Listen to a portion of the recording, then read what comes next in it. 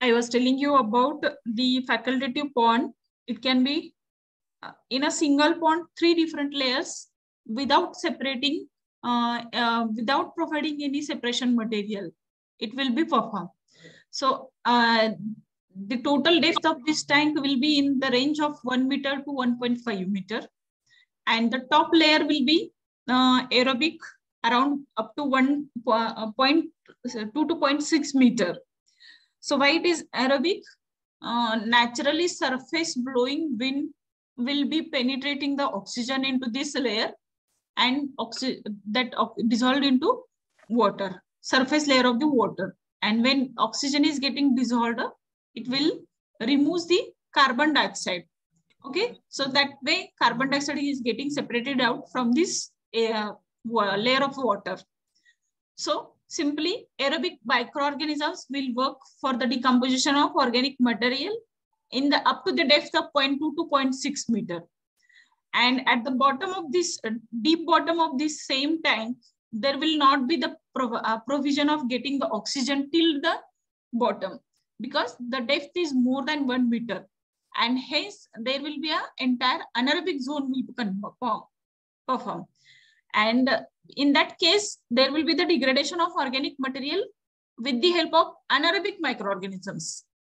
But in between these two layers, very high depth of this tank, not allowed to penetrate the oxygen, and surface, it will not be possible to maintain the anaerobic environment. So that way, 2 different microorganisms will work at the 2 different places in the same tank, aerobic and anaerobic. But the sum of the layer, in between these 2 layers, 1 layer, there will be a mixing of microorganisms keeps on performing. Some bacteria, aerobic and anaerobic. And that zone is known as the facultative zone, where aerobic as well as anaerobic microorganisms can work for the degradation of organic material. Okay, so here, without providing any separation layer, these bacteria are helping to decompose the organic material. And this entire process is known as the facultative pond. Reading. So I hope you have completed the figure and understood. If you have any problem, we will discuss. What are the main advantages with this oxidation pond? What is the main objective of this? To reduce the cost and to provide the treatment, as if we are discussing the low cost treatment now. So these are the definitely advantages: low initial cost, low operational cost, regulation of effluent discharge is possible. Simply, it is low cost treatment. But there are some disadvantages in that tank. So what are these disadvantages? Excessive land is required. Extensive land area is required. Why? Because the time required, detention time or the retention time of that particular tank is the months together. So it takes a lot of time. And if for the entire year you want to keep on working, you need to have the much amount of area for the performing that process. Then assimilative capacity of certain industrial waste is poor. We cannot provide that kind of treatment method for the industrial wastewater. And potential odor problems is possible because it is open, and long term it is moving out. Sometimes there is a chance to have the short circuits, and because of that it will create the odor problem. And effluent quality, definitely it will not match to the standards limit which we expect after the treatment, sophisticated wastewater treatment. But better than nothing. Like that way, we can say this is a low cost treatment. Okay. So you are requested to copy these advantages and disadvantages of this method.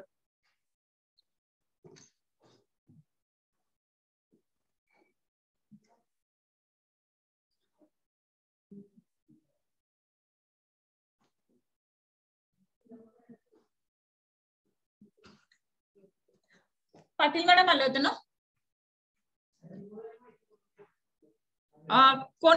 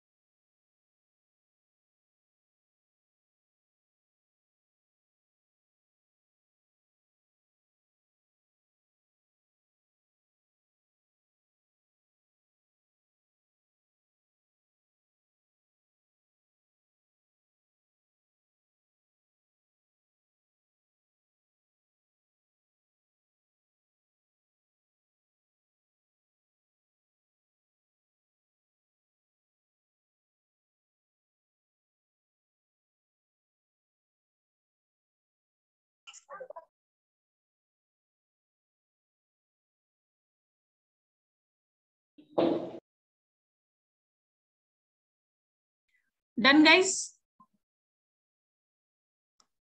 Hello.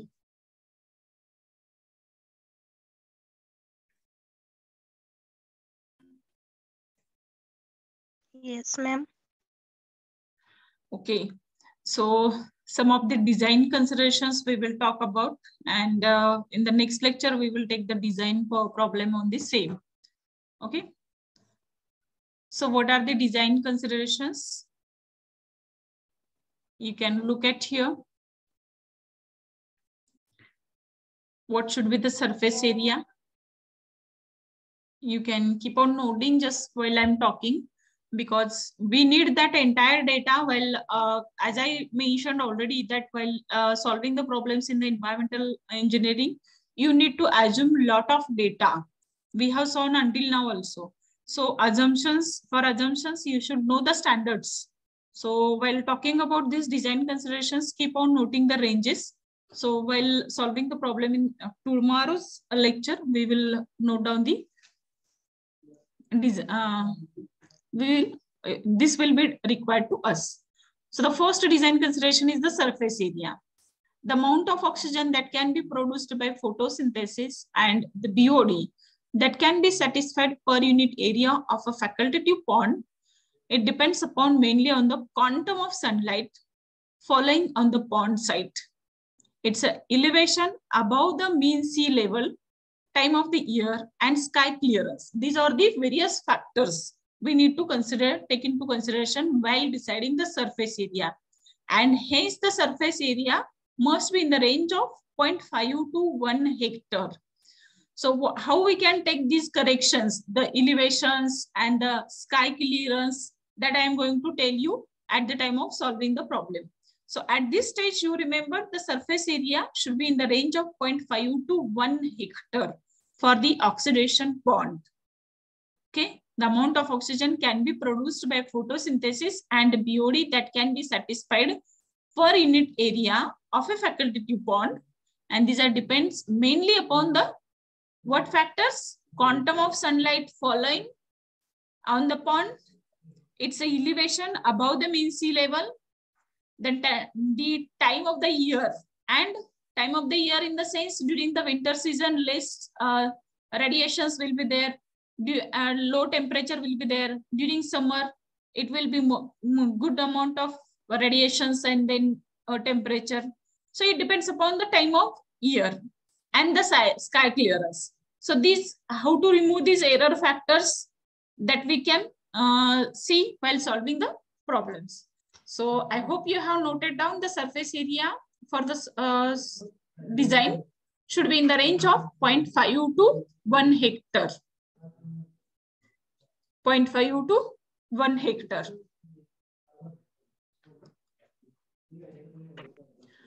Then BOD load or the BOD loading for the stabilization pond.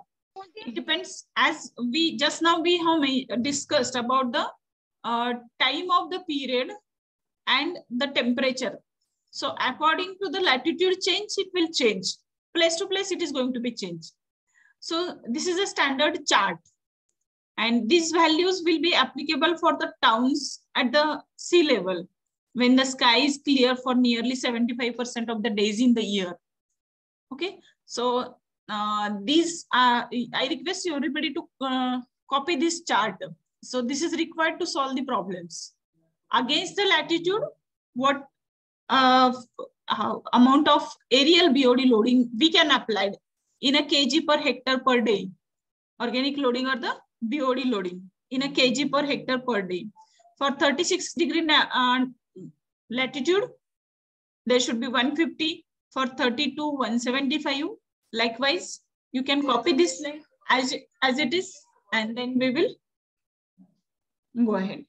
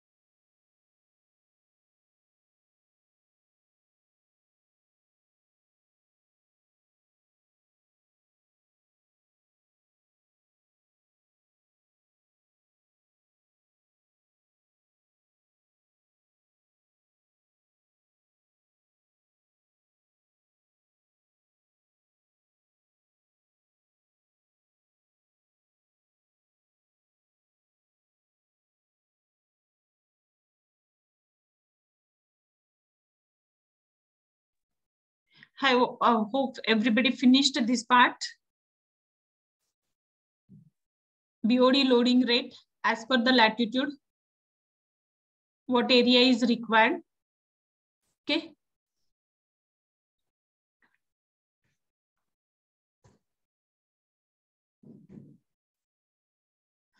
Okay, now the correction factors in the first, that surface area. While talking about the surface area of this particular tank, I have mentioned about the correction factors for elevation above the mean sea level and sky clearance. How this can be applied?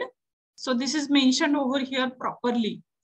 Okay, the values may be modified for elevation above mean sea level by dividing a factor. What factor? So whatever the value is given, you can divide by 1 plus 0.003 EL, elevation level, where EL is the elevation of the pond site above the mean sea level in 100 meters. Okay, so simply that factor you can apply for the modifications or for the removal of correction factors against the mean sea level in respect of elevation.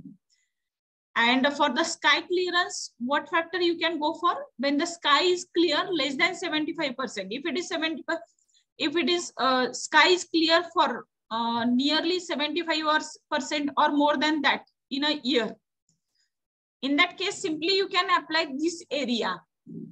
Okay, against aerial BOD loading against the latitude, you can simply apply as per this chart. But if the sky is not clear up to the 75% or it is less than 75%, in that what correction factor you can apply? You can go for the correction factor to apply that rate of 3% for a fall of every 10%. Okay, so you will be better understand that application while solving that problem. So in the tomorrow's lecture, we are going to solve the design problem for the oxidation pond. Okay, so these are the two correction factors you need to apply while designing the oxidation pond. So please note down this properly because this is required further.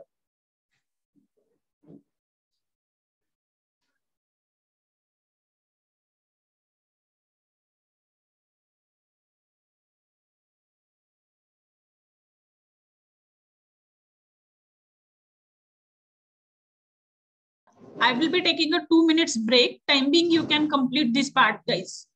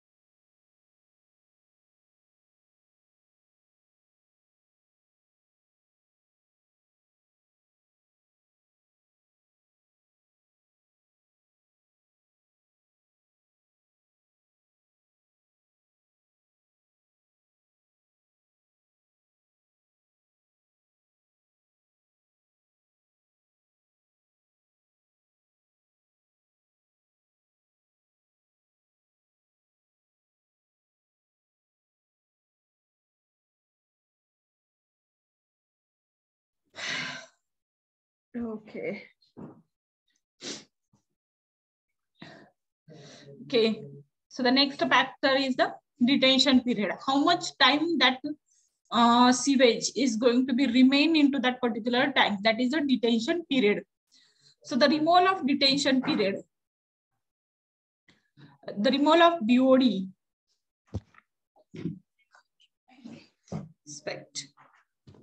removal of BOD in the pond follows a unimolecular pattern. So how to calculate the detention time? By using this formula, T is equal to 1 upon Pt log to the base 10 into bracket La upon La minus LR.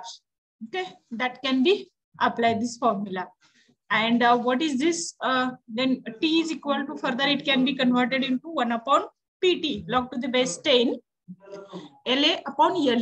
La minus LR means amount of effluent left. Amount of effluent left. So the notifications also given here. Influent BOD is the LA. LR is the BOD removed. LE is the BOD remain in the effluent. Okay. So LA minus LR means from influent, how much BOD removed. That is nothing but LE. So that's why T is equal to 1 upon Pt log to the base 10. La upon La minus LR converted into La upon Le. Okay. So this is the BOD remained in the effluent. Then Pt is the BOD removal rate constant for the pond at temperature T degrees Celsius. It is not written properly, but you remember that T is the capital T degree Celsius and small t is the detention period in a days. So this formula can be used to determine the amount BOD removal rate in the particular oxidation pond. Okay, so you are requested to write this formula, that is detention period T is equal to 1 upon Pt log to the base 10 upon, log to the base 10 into La upon La minus LR. And that La minus LR is nothing but Le. So further it can be converted, T is equal to 1 upon Pt log to the base 10 La upon Le.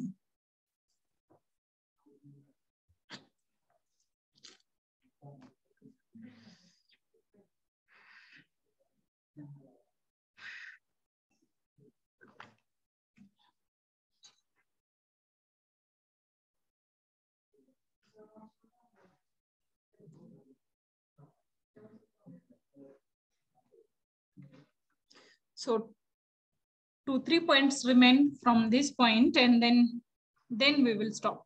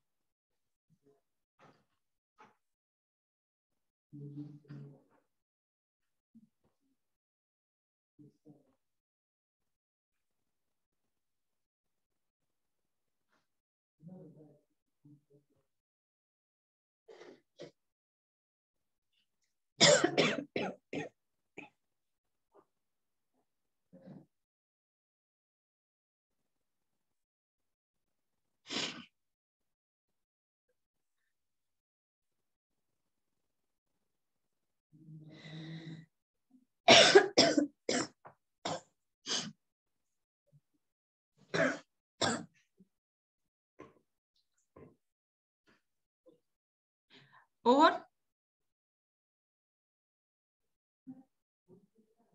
Done, guys? Done. Okay. So the next parameter, the remole of rate coefficient at 20 degrees Celsius, that is at P20. T is the temperature in degrees Celsius. So if it is the 20 degrees Celsius taken, so you can mention that P20, because here capital T is there. In this formula, you can see PT. T, what is meant by T? Is the temperature in degrees Celsius. So if it is 20, so you can write in P20, and it is found to be approximately 0.1 per day. So P20, or while solving the problem on the BOD, ultimate BOD, we have taken the notation as a K20. So that notifications can be changed, no worry, but the meaning is same. So we have the deoxygenation rate constant at the 20 degrees Celsius will be usually taken as a 0.1 per day. So same here. So you can mention that deoxygenation rate constant, or the remole rate coefficient, you can say. The remole rate constant at other temperature T degrees Celsius can be determined by using this formula. What is that formula? Pt is equal to P20 into bracket 1.047 raised to T minus 20. So here if I am taking, finding out, taking the temperature as a 25 degrees Celsius or 15 degrees Celsius, we will take 15 degrees Celsius. So what I will write here, it will be P15 is equal to P20 into bracket 1.047 raised to 15 minus 20. So answer here will be -5. And then all other calculations, and you can find out the rate coefficient, remole rate coefficient at the 15 degrees Celsius. Okay. So that we have discussed in the ultimate BOD determination point also. So same here, you can go for that. 1.047 is the value of theta. Is it? Do you remember that exam formula? Anybody? Do you remember? Nobody remember? Chapter 1. No, ma'am. Chapter 1. Go back in your notebook. Okay. Not now, but you can check in your notebook later on. In the chapter number 1, while solving the problem on BOD, we have discussed that, but only notification we have changed there. There was a KT is equal to K20 into bracket 1.047 raised to T minus 20. Okay, for variation of temperature. So this point also you note down, please. You note down this. Timing, I will note down attendance, and then remaining part we will finish today itself. So in the next lecture, directly we can start the solving of problem.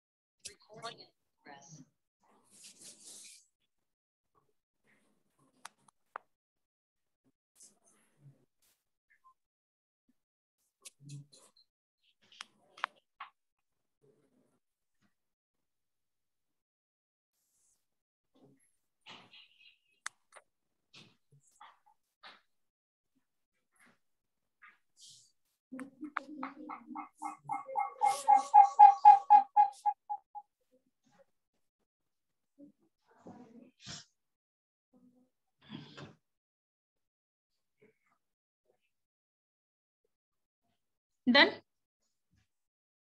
Finished?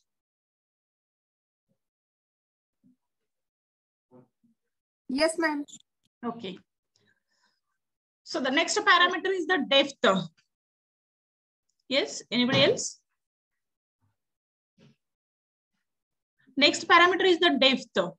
So optimum range, all these are the design considerations we are learning. And after this design considerations, simply we can design the tank. Depth, optimum range of depth for oxidation pond must be in the range of 1 to 1.5 meter. With the figure also we have discussed.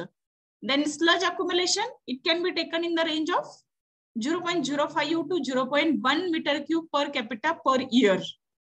Okay, because this works for the entire year. So you can take sludge accumulation rate as a 0.05 to 0.1 meter cube per capita per year. And pond size, normally you can keep it in the range of length to width ratio 1.5:1 to 3:1. And for depth, as discussed earlier already, that is 1 to 1.5 meter. And freeboard, above the that level of water, there is a freeboard, and that may be in the about 1 meter. So these are the all parameters required to be need to be known while designing the pond of oxidation pond. Okay. So please copy this also, depth, sludge accumulation, and pond size. And then we will stop.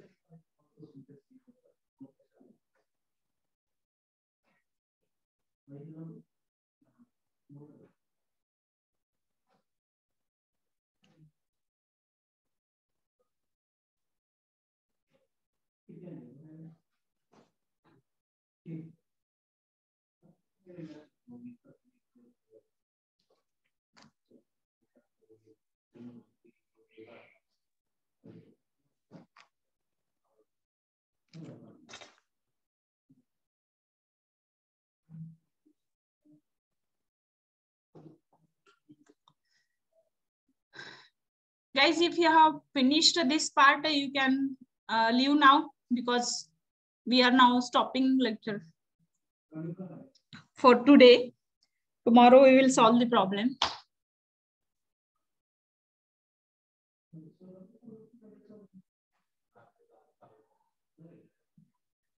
Okay.